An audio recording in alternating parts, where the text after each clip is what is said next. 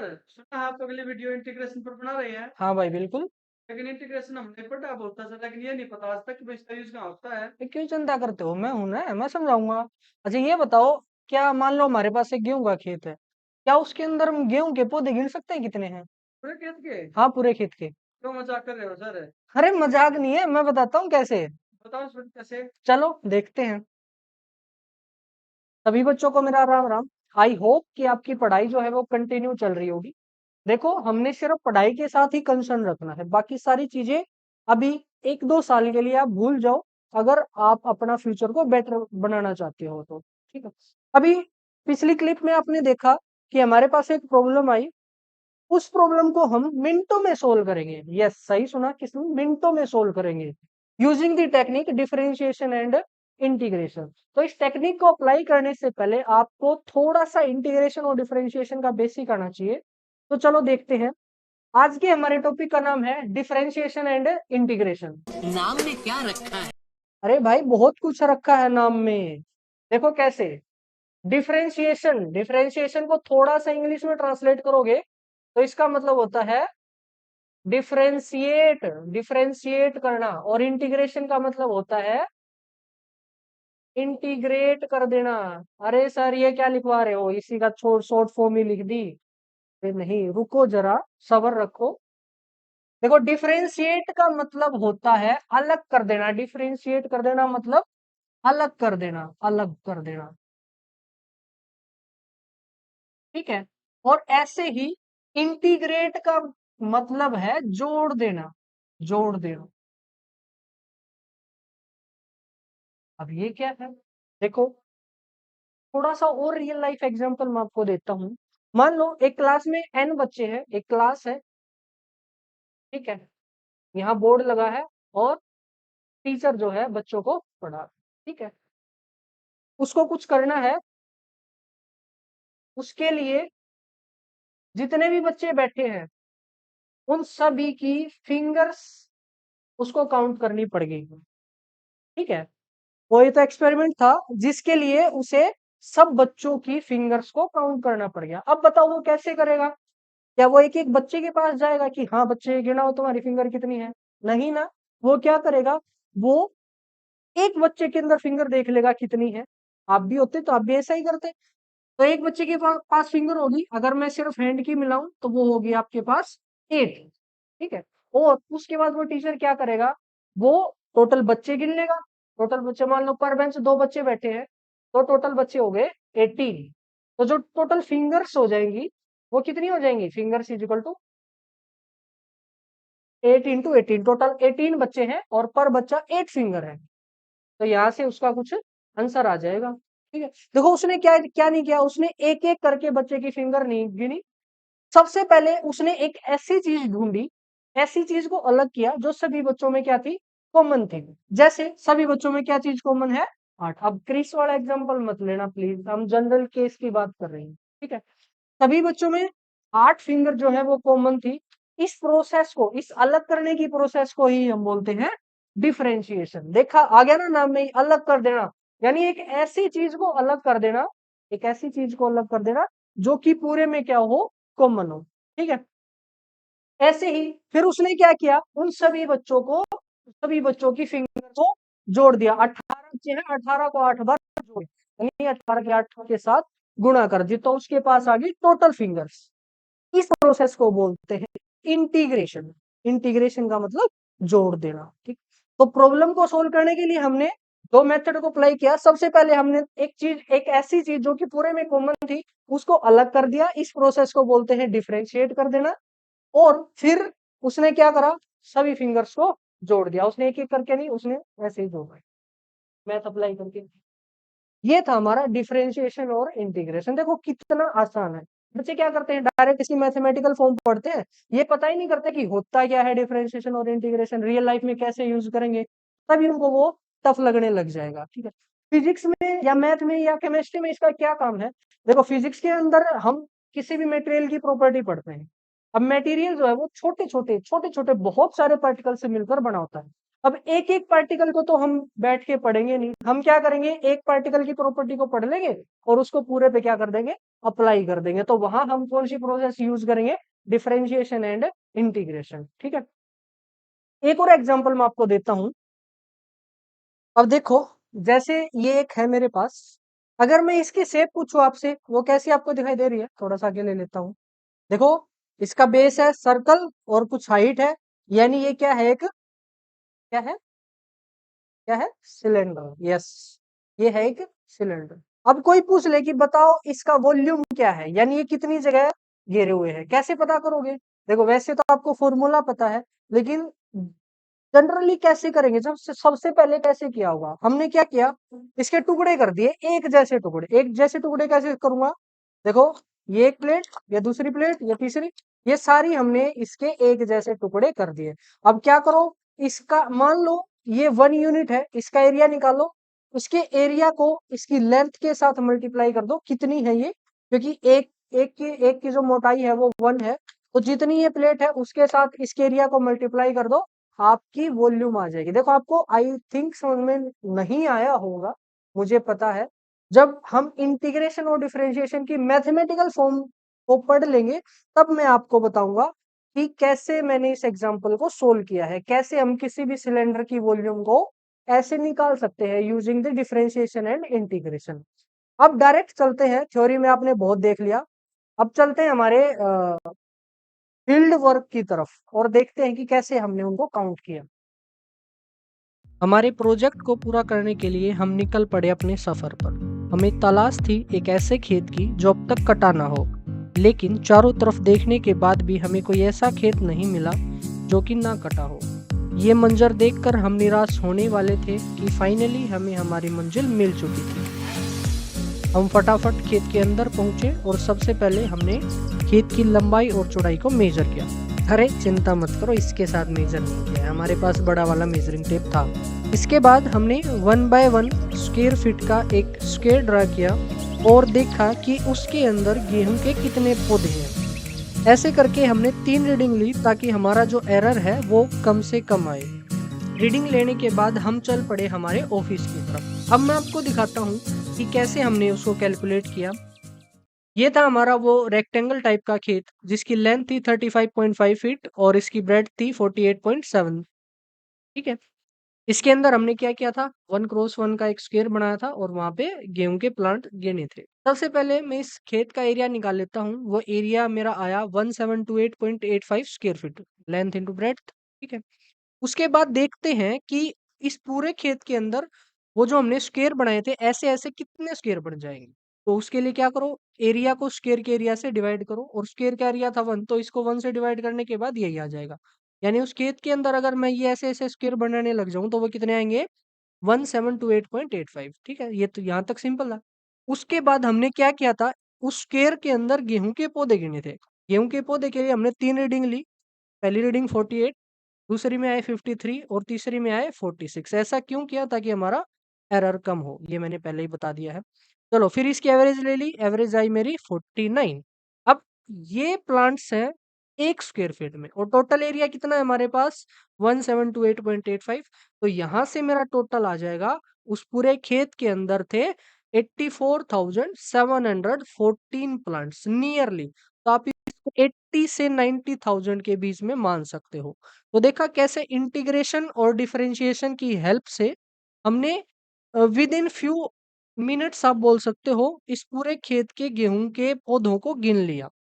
तो देखा बच्चों, कैसे इंटीग्रेशन और डिफरेंशिएशन ने, यानी साइंस ने हमारी इतनी बड़ी प्रॉब्लम को इजी बनाने में हेल्प करी है। ठीक है, अब चलते हैं। देखो, ऐसे इतना सिंपल क्वेश्चन तो हमसे पूछेगा नहीं, या इतनी सिंपल को सोल्व करने के लिए हमें इसकी जरूरत पड़ेगी नहीं। थोड़ा सा टफ की तरफ आगे बढ़ते हैं, यानी mathematical form of differentiation and integration. उसको सीखने से पहले हम क्या करना पड़ेगा, हमें क्या करना पड़ेगा, क्या करना पड़ेगा बताओ।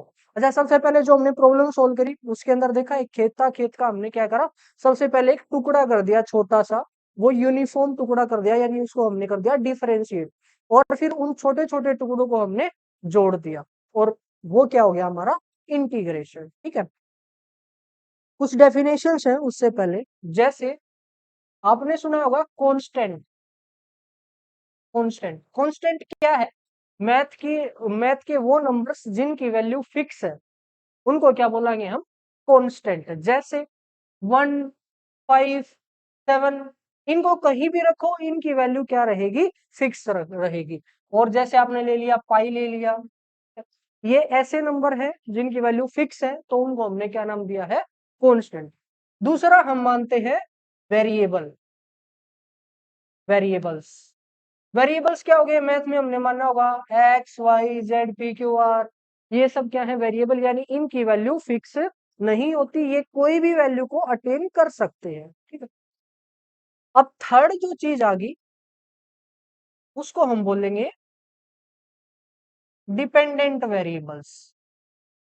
डिपेंडेंट वेरिएबल्स यानी डिपेंडेंट वेरिएबल मतलब एक ऐसा वेरिएबल जो डिपेंड करता हो किसी दूसरे वेरिएबल पे, वो क्या हो जाएगा? Dependent variable. थोड़ा सा इजी लैंग्वेज में समझते हैं। मान लो मैं कहीं पे काम कर रहा हूं, ठीक है, वहां पे मेरी पर डे सैलरी जो है, मान लो वो है 100 रुपीज। कहीं पे मैं काम कर रहा हूँ, पर डे सैलरी होगी 100 रुपीज। चलो पर डे सैलरी होगी, है तो अब बताओ ये कांस्टेंट है या वेरिएबल? यस, वेरी गुड, ये क्या है? वेरिएबल है। अब मेरी टोटल अटेंडेंस जो है, अटेंडेंस हर महीने सेम रहेगी या अलग अलग हो सकती है? देखो मेरी अटेंडेंस हर महीने अलग अलग हो सकती है। मान लो मेरी अटेंडेंस है एक्स, पर मंथ मेरी अटेंडेंस है एक्स, मैं एक्स दिन काम पे जाता हूं पर मंथ, तो बताओ मेरी सैलरी क्या होगी? जल्दी, पूरे मंथ की मंथली सैलरी बताओ। मेरी मंथली सैलरी हो जाएगी, मैं कितने दिन जाता हूं, या पर डे सैलरी इतनी है और मैं कितने दिन जाता हूं, 100x।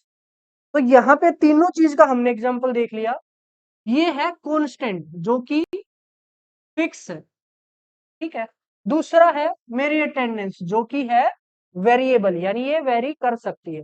और तीसरा है मंथली सैलरी जो कि है डिपेंडेंट वेरिएबल, मतलब इसकी वैल्यू डिपेंड करेगी मैं कितने दिन अटेंड करूंगा काम। समझे? इसको मैं कोई दूसरा नाम दे सकता हूं, जैसे y is equal to 100x, ये मेरा सैलरी हो गया, ठीक है, per day salary into x. अब ऐसी चीज को हम नाम देते हैं फंक्शंस। क्या नाम देंगे? फंक्शन। फंक्शन क्या होता है? It is the relation between two variables. ऐसा बोल सकते हैं टू और मोर। यहाँ पे एक वेरिएबल y है, एक वेरिएबल x है, इन दोनों के बीच की जो रिलेशन है वो क्या है? फंक्शन। 10th क्लास में आपने बहुत सारे क्वेश्चन करे होंगे x और y के, वो सारे क्या थे? फंक्शंस थे, ठीक है। फंक्शन को दूसरा लिखने का तरीका है, जैसे यहाँ पे जो y है एक फंक्शन, तो हम लिख सकते हैं y is equal to function. किसका फंक्शन है? यानी किस पे डिपेंड करता है? x पे, तो इसी को लिख सकता हूं मैं y is equal to f x. और एग्जाम्पल ले लो, जैसे आपने लिखा s is equal to 2t-4, ये रिलेशन आ गया s और t में। s और t यहाँ पे है वेरिएबल, तो इसी को मैं लिख सकता हूँ s is equal to function of t। इस फंक्शन का हम आने वाले टॉपिक्स के अंदर कई बार यूज करेंगे, तो उससे पहले आपको पता होना चाहिए कि फंक्शन बोलते किसे हैं, ठीक है। आई थिंक क्लियर हो गया होगा फंक्शन। चलो अब चलते हैं हमारे नेक्स्ट टॉपिक की तरफ, स्टार्ट करते हैं अपना डिफरेंशिएशन एंड इंटीग्रेशन। पहले हम कवर करेंगे डिफरेंशिएशन को और फिर चलते हैं इंटीग्रेशन की तरफ। डिफरेंशिएशन स्पेलिंग का आप ध्यान रख लेना, मैंने पहले ही बताया था स्पेलिंग थोड़ी सी वीक है, कर लोगे मैनेज, पता है मुझे।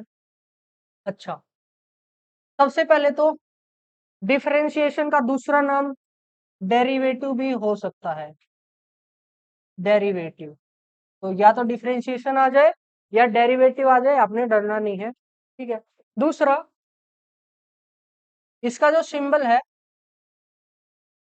सिंबल वो कैसे लिखेंगे? मान लो हमारे पास एक फंक्शन है y is equal to f of x, ये कोई भी फंक्शन है y is equal to f of x, तो इसके लिए डिफरेंशिएशन का जो सिंबल हो जाएगा वो हो जाएगा t of y divided by dx। यानी इसको पूरा पढ़ेंगे कैसे? Differentiation of y with respect to x, differentiation of y with respect to x. ऐसे ही मान लो आपके पास है s is equal to function of t, तो इसको क्या ये इसमें डिफरेंशिएशन का क्या सिंबल हो जाएगा, ds बाय में dt। ये था हमारा इसका सिंबल। नेक्स्ट बात करते हैं, देखो इसी को मैं और क्या लिख सकता हूँ, डी ऑफ डी एक्स। यहाँ पे जो वैल्यू आएगी, क्योंकि y is function of x, जैसे मैंने दे दिया x square minus four, simple दे दिया एक्स स्क्र माइनस फोर, तो क्या आ जाएगा, y की जगह पुट कर दो क्या, एक्स स्क्र माइनस फोर, तो ये हो जाएगा हमारा डिफरेंशिएशन ऑफ x। अब पूरा लिखने की बजाय मैं इसी को ऐसे लिख सकता हूँ, जो भी हमारा फंक्शन है y, y dash, y dash का मतलब ही क्या है, differentiation of y, y dash का मतलब डिफरेंशिएशन ऑफ y। अगर y के ऊपर दो बार डैश लगा दूं तो यानी y का डिफरेंशिएट कर दो और फिर जो आंसर है उसका भी डिफरेंशिएट कर दो, तो वो हो जाएगा हमारा y डबल डैश। ठीक है, वो भी हम देखेंगे। फिलहाल के लिए मैंने क्या बताया, सबसे पहले बताया है कि डिफरेंशिएशन का दूसरा नाम डेरिवेटिव है और इसका सिंबल ये है। सिंबल के अंदर ऊपर आपने रखना है डिपेंडेंट वेरिएबल को और नीचे रखना है आपने इंडिपेंडेंट वेरिएबल को। अब चलते हैं इसके रूल्स की तरफ कि कैसे अगर हमारे पास कोई फंक्शन आ जाए तो उसका डिफरेंशिएशन हम कैसे करें। कुछ रूल्स है। सबसे पहले rule number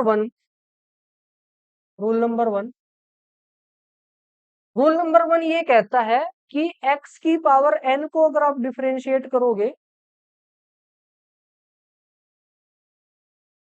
differentiation of x की पावर n का मतलब x स्क्वायर, x की पावर 5, x की पावर -7, डिफरेंशिएशन ऑफ x की पावर n इज क्या करो, इस n को आगे ले आओ और इस पावर में से 1 कम करो, n इंटू एक्स की power n minus 1, it is the differentiation of x to the power n। Example के थ्रू समझते हैं, जैसे बोल दिया y is equal to x की पावर 4, सिंपल आपको दे दिया y is equal to x की पावर 4 और बोल दिया कि find the differentiation of y with respect to x, क्योंकि y डिपेंड करता है x पे और जिस पे डिपेंड करता है उसी के रिस्पेक्ट में हम डिफरेंशिएशन करते हैं। तो कैसे लिखूंगा, इसी को लिखने का तरीका है dy बाय dx, या शॉर्ट फॉर्म में मैं लिख सकता हूं y dash is equal to x की पावर n है, n कुछ भी हो सकता है, प्लस माइनस कोई फर्क नहीं पड़ेगा, चलो x की पावर n है, क्या हो जाएगा y डैश, रूल बोलता है कि पावर को आगे ले आओ, पावर है 4, 4 को आगे ले आए 4 और पावर में से एक कम कर दो, कितना आ जाएगा 4x की पावर 3, 4x की पावर 3। सिंपली आपने इसको क्या कर दिया, डिफरेंशिएट कर दिया। देखो जितनी बार डिफरेंशिएट करोगे आप पावर एक कम हो जाएगी, यानी एक वेरिएबल कम हो जाएगा। यह x की पावर 4 थी, फिर एक। अब बोल दे कि y डबल डैश निकालो, y डबल डैश यानी जो आंसर आ गया उसका फिर से डिफरेंशिएशन कर दो। वो अभी रूल हमने नहीं पढ़ा है तो इसको बाद में देखेंगे। और एग्जांपल देखो, ये तो फर्स्ट था, सेकंड एग्जांपल दे दो। आपके पास दे रखा है y is equal to x की पावर -2, बताओ y डैश क्या आएगा, यस वेरी गुड, पावर को आगे ले आओ, पावर कितनी है -2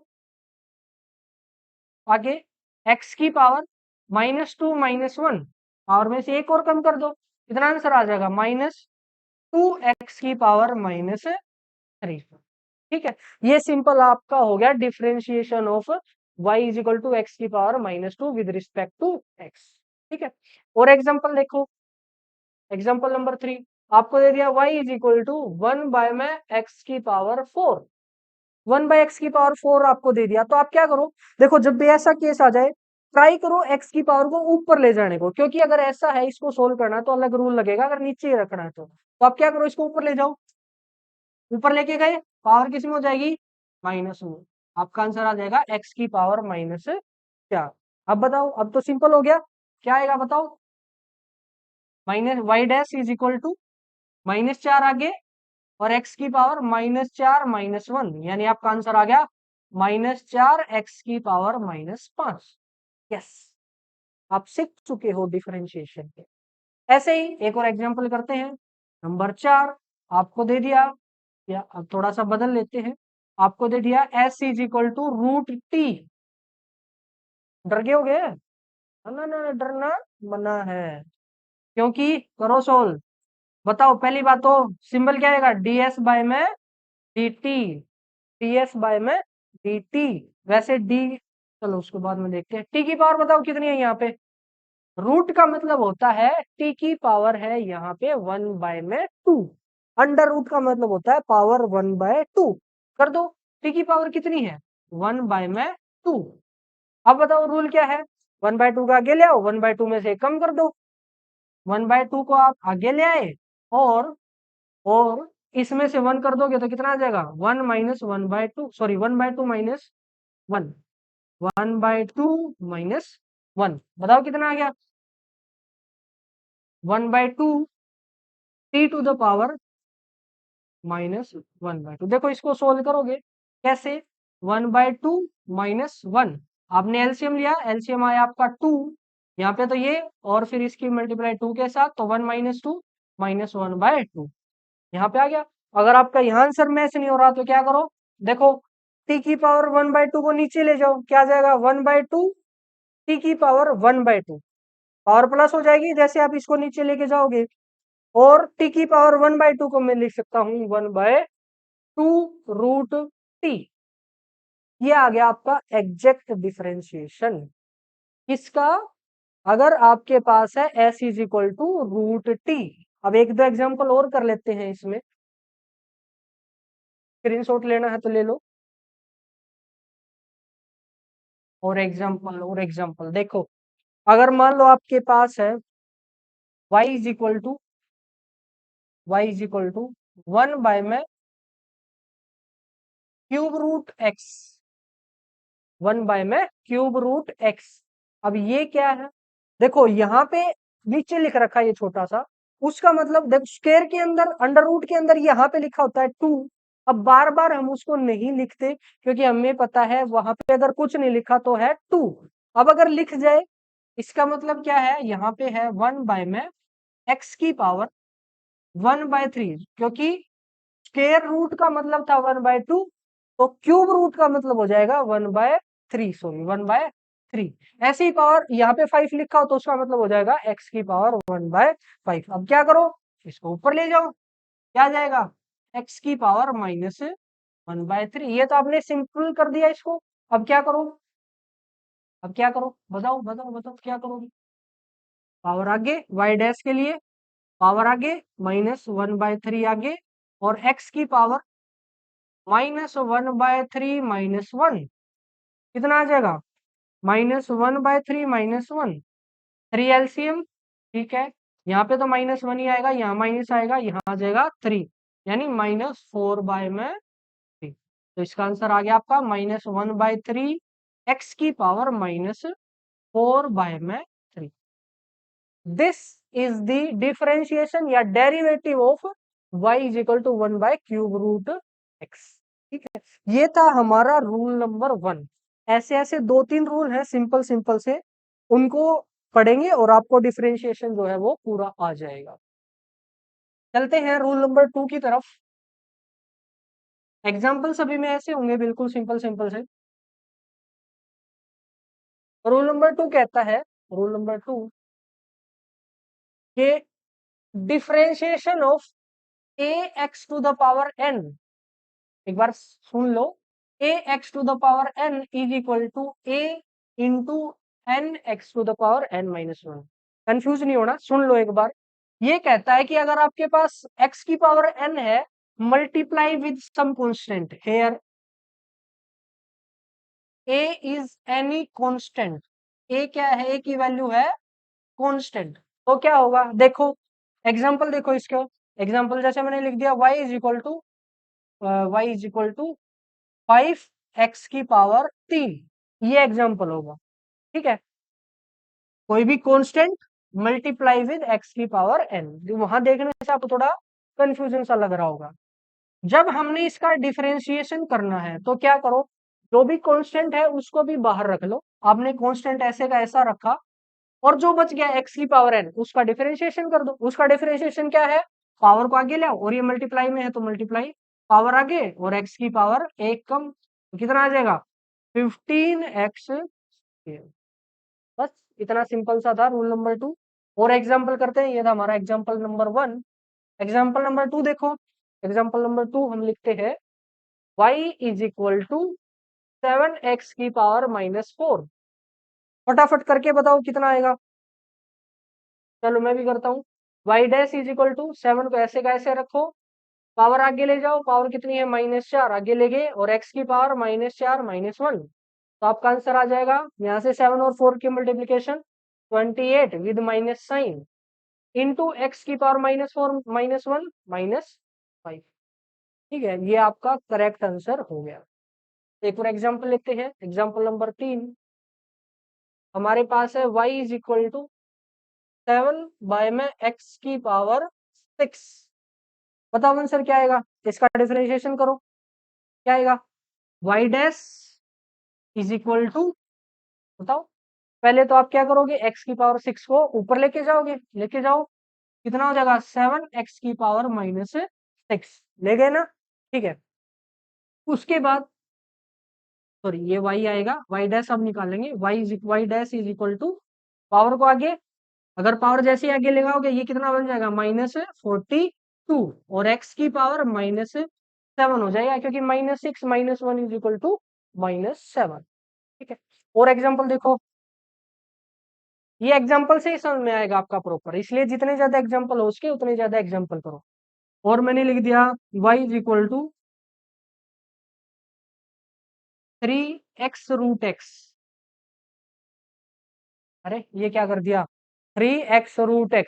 इसको सबसे पहले आप इस फॉर्म के अंदर लेके आओ, इस फॉर्म के अंदर ax की पावर n कैसे लेके आओगे, 3 ऐसे का ऐसा, x की पावर कितनी है 1, और यहाँ पे x की पावर कितनी है 1/2। रूल लगाओ, बेस सेम है तो पावर ऐड हो जाएंगी, कितना आ जाएगा 3x की पावर 1 + 1/2 इज 3/2। आप करके देख लेना, तो आपके पास y इज इक्वल टू आ गया 3 इंटू एक्स की पावर 3/2।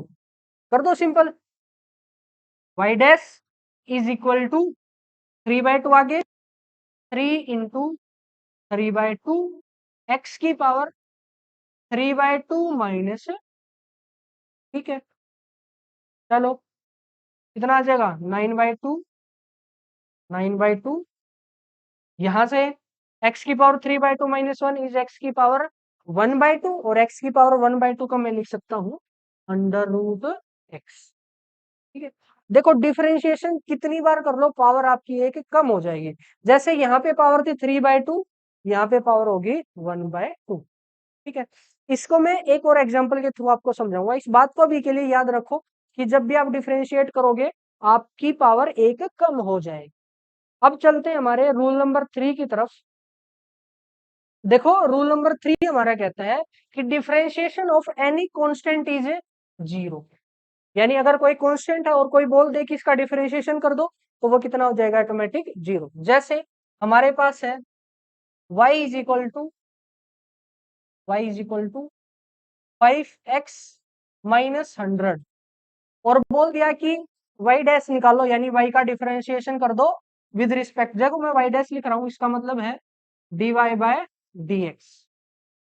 ठीक है, मतलब मैं कुछ उसमें से कॉमन चीजें निकाल रहा हूँ, क्या आएगी बताओ बताओ। 5x का देख ऐसे प्लस माइनस आ जाए तो उनको अलग अलग करके और वो करो। 5x का बताओ पहले, 5 कांस्टेंट है तो ऐसे का ऐसा रहेगा, इंटू एक्स, देखो मल्टीप्लाई में जो कांस्टेंट है वो सेम रहेगा, लेकिन बिल्कुल अकेला कांस्टेंट है उसका 0 हो जाएगा, ये ध्यान रखना। चलो 5 था, x का बताओ, x की पावर कितनी है, यहाँ पे x की पावर 1 है, 1 आगे 1 इंटू 5 5 रहेगा।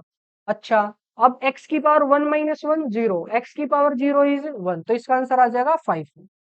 चलो 5 माइनस 100 का बताओ, 100 एक कांस्टेंट है और कांस्टेंट का बोला है 0, तो 5 - 0 इज, ये सिंपल आपका हो गया डिफरेंशिएशन।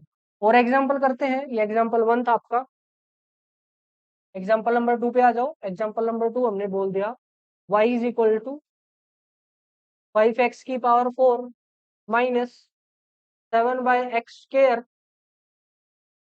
प्लस 20। बताओ y डैश क्या आएगा, कैसे पता करोगे। y dash is equal to, इसका बताओ कॉन्स्टेंट ऐसे का ऐसा, पावर आगे आ जाएगी, 5x की पावर 4 का कितना हो जाएगा, 4 आगे 5 4 जा 20x की पावर 3, सिंपल। ठीक है, फिर माइनस x की पावर 2 को ऊपर ले जाओ, कितना आ जाएगा, -7x की पावर -2, ये आ गया ना, पावर को आगे लेकर आओ, जैसे -2 आगे लेके जाओगे माइनस माइनस प्लस हो जाएगा, और ये हो जाएगा 14 x की पावर -3, क्योंकि -2 में से एक कम करोगे कितना आ जाएगा, -3, प्लस में 20 का 0 लिखने की जरूरत ही नहीं। तो अगर आपके पास ये y है तो उसका y डैश आ जाएगा, सिंपल। और करते हैं, चलो एग्जांपल नंबर 3, आपके पास दे दिया w is equal to t square minus 4 divided by t, ये आपको दे दिया, और बताओ w डैश की वैल्यू क्या होगी। पहली बात तो w डैश को कैसे लिखोगे, T W divided by D T, यहाँ ऊपर जो फंक्शन है और नीचे जो वेरिएबल है, लिखो, बताओ क्या आएगा। सबसे पहले तो देखो बाई में टी है, इसको ऊपर ले जाओगे टी की पावर -1 आएगी, मल्टीप्लाई को ऐसे नहीं करना, आपने क्या करना है, सबसे पहले इस टी को गायब करो, कैसे, इन दोनों से हो जाएगा ये डिवाइड, तो यहाँ पे सबसे पहले इसी को सोल्व करेंगे, वो क्या आ जाएगा, t square by t is equal to t square divided by t -4 by में टी, बताओ आंसर क्या आएगा, एक टी से एक t cancel, so t -4 by में टी, ये आपका पहले फंक्शन आ गया। अब इस फंक्शन का आपने कर देना है डिफरेंशिएशन, कर दो, टी का डिफरेंशिएशन 1, खुद करोगे टी का डिफरेंशिएशन आ जाएगा 1, 4 बाय में टी ऊपर लेके जाओ, क्या आ जाएगा, 4 इंटू टी की पावर -1, -1 को आगे लेके जाओगे माइनस माइनस प्लस, 4 ऐसे का ऐसा, टी की पावर -1 का टी की पावर -2 हो जाएगा, यहाँ पे आ जाएगा टी की पावर -2, तो ये है आपका W डैश, अगर आपका W ये है तो, ठीक है, ऐसे हमने डिफरेंशिएशन को कंटिन्यू करना है। अब एक लास्ट रूल रह गया जो अभी के लिए आपको याद रखना है, क्योंकि उसके अंदर एक ऐसी चीज का यूज मैं करूंगा जो कि अब तक आपने नहीं पढ़ी है, कोई ना, उसको हम नेक्स्ट लेक्चर्स के अंदर देख लेंगे, फिर आपको वो समझ आ जाएगी। ठीक है, वो चीज क्या है कि डिफरेंशिएशन, रूल नंबर 4 आ गया आपका, डिफरेंशिएशन ऑफ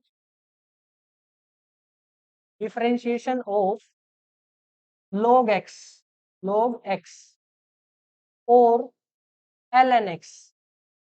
देखो log और ln क्या है ये अब तक आपने नहीं पढ़े हैं, तो चिंता मत करो, एक दो लेक्चर के बाद आपका log का लेक्चर आएगा, फिर आपको प्रॉपर समझ में आ जाएगा कि ये log होता क्या है। अभी के लिए बस रूल को समझ लो कि डिफरेंशिएशन ऑफ log x या फिर ln x is 1/x, simply आपने क्या कर देना है, 1/x, जैसे आपके पास लिखा है, बताओ इसमें तो क्या होगा, लिख दिया 2 log x का, बताओ डिफरेंशिएशन क्या हो जाएगा, अगर y ये है तो y डैश आ जाएगा हमारा, 2 को तो कुछ नहीं करना, अगर कांस्टेंट मल्टीप्लाई में है उसको ऐसे का ऐसा रहने दो, 2 ऐसे का ऐसा, log x का 1/x, तो आपका आंसर आ जाएगा 2 बाय में x। ठीक है, ये थे आपके सिंपल से सवाल बेस्ड ऑन डिफरेंशिएशन। अब क्या करना है, आज के इस लेक्चर के अंदर हम यहीं तक रखते हैं, क्योंकि अगर मैं अभी इंटीग्रेशन आपका करवा दूंगा तो शायद ज्यादा हो जाएगा। ठीक है, लेकिन जो नेक्स्ट लेक्चर होगा उसके अंदर स्टार्टिंग में हम इंटीग्रेशन देखेंगे और फिर देखेंगे कि और हम मैथ का यूज करके, जैसे अभी रियल लाइफ के अंदर हमने एग्जांपल देखा, ऐसे ही जैसे हमने वॉल्यूम निकालनी है किसी की या कुछ और करना है, उसको हम डिफरेंशिएशन और इंटीग्रेशन की हेल्प से कैसे करेंगे। तो जो नेक्स्ट लेक्चर है वो आई थिंक और भी ज्यादा इंपॉर्टेंट होने वाला है, क्योंकि वहां पे ये तो था डेली लाइफ में यूज, आपने पता लगा लिया कि इंटीग्रेशन डिफरेंशिएशन होता क्या है, वहां पे आप सीखोगे कि उसको साइंस के अंदर हम कैसे अप्लाई करेंगे, क्यों उसको हम पढ़ रहे हैं।